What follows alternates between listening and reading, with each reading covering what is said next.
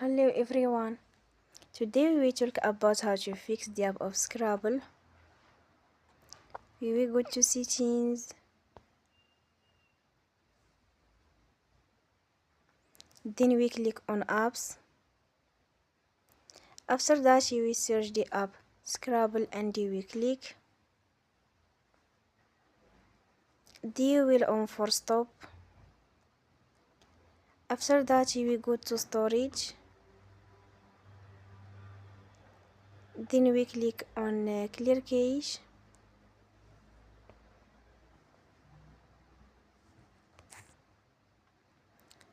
In the end, turn your phone and you will recharge your phone again.